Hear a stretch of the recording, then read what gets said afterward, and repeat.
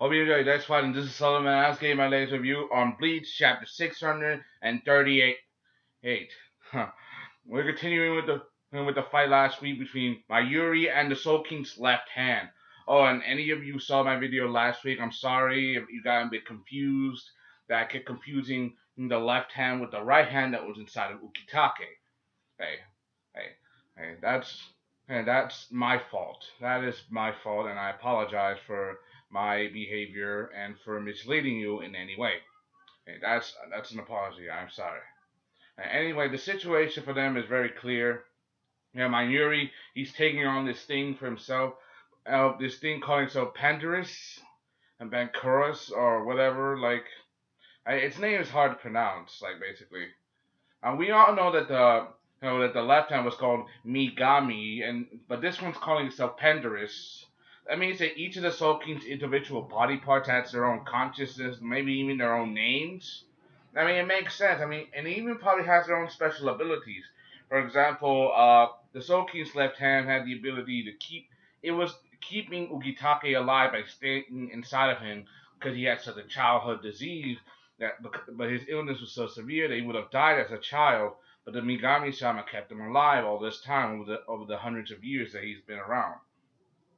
As for this King's left hand, I don't know why, but for some reason it's in the service of your watch. It's now one of his servants now, and it has the same eye powers as him, like the same eye powers as him and Hoshwalt.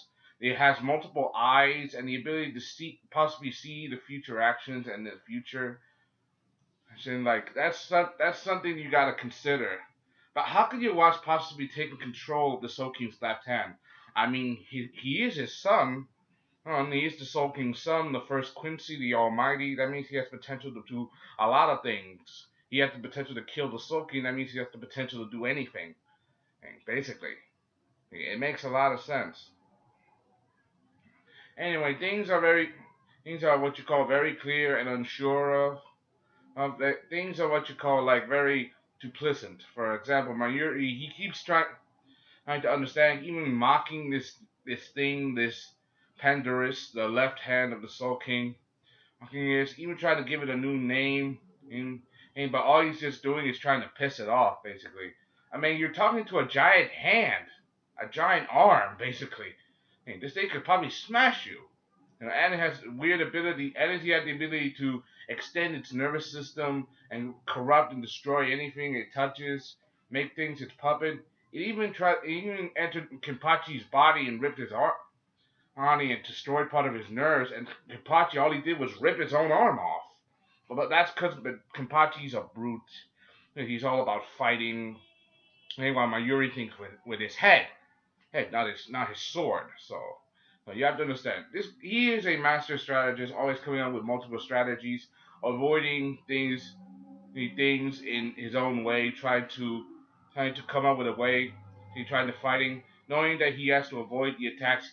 One of the things that surprised me that he used Hyuden Kiraku, the technique of the Quincy's, which is similar to Flash Step, where they can move into sounding speed and be able to fly on the surface. But that's a technique only used by Quincy's. And he even mentioned the name of two Quincy's, Uryu Ishida and Uryu's grandfather, Shozen Ishida, and he was a Quincy master. And anybody who watched the original Bleach anime, who also know what happened to Uryu's grandfather after he died. Mayuri helped let him die so he can examine him, dissect his body, and use him for experiments. And that is kind of cold. I mean, you let this old man die so you can perform his experiments. You even perform experiments when he was screaming the name of his grandson. And Mayuri's always understand cold logic, always experiments. If I would describe him in any way, if you guys watch Bleach, you guys also probably watch Naruto as well. I'll describe Mayuri as kind of the Orochimaru or Kabuto of the Bleach world. Cold logic, calculating, willing to do anything necessary for his own gain, for science, and he doesn't take threats lightly as long as he knows what the threats are. If any threat that he sees, he tries to analyze it and tries to defeat it as well as he can. And any threat he doesn't understand, he calls it illogical, toss it aside, or try to find a way to figure it out later. That's my Yuri. He's cold, calculating, and decisive. Hey, one of the things I got a note that he injured the left arm and even lopping off a finger, a very large finger, and this finger has one of the eyeballs in it.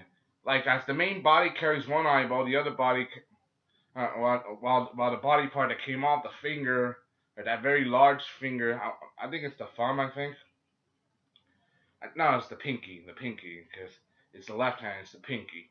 It was the pinky, and it was a large pinky though, the size of a small child, a large dog. But you get the point. It has the eye in it. Even as his body parts separate, it can still do that thing where it tries to enter your body and corrupt your nerves. And even though Minori damage and lopped it off, and did some significant damage to it. I think he tossed something at it, like looked it looked like something with a face on it, and it lopped it off.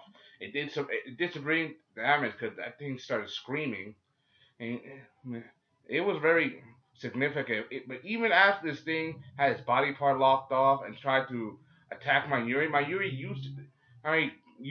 did something to his own nervous system at the moment. It used his own body as paint and did something to the nervous system. Even though they're both connected, he won't take over his body that easily. Like Mayuri's always thinking of something secondhand. If there's something trying to infiltrate his body or tries to infect him in any way or become a threat to him, he will find a way to adapt him that situation to suit his own needs.